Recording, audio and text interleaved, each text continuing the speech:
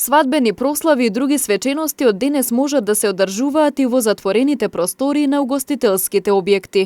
Ограничување ќе има во бројот на гостите, односно на една прослава исполнетоста ќе биде максимум 40% од капацитетот.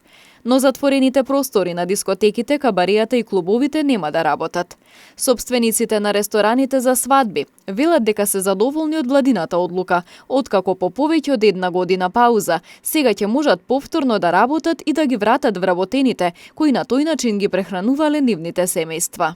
Значи, година и пол бевме под клуч и не работевме. Со олабавувањето на мерките од 1 јули, значи од денес, ние возможено да почнеме да работиме со закажување на свадби, прослави и други свечености во затворен простор со капацитет до 250 гости. Тоа значи дека ќе имаме можност повторно да почнеме да работиме, повторно значи вработените што беа во нашите угостителски објекти да се вратат на работа. Тоа значи живот за многу фамилии и семејства.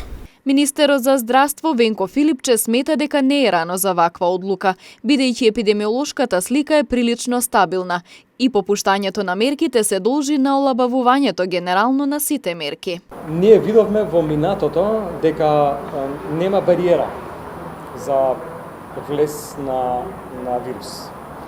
Дали со PCR тестови или со било каков или со брз тест, например.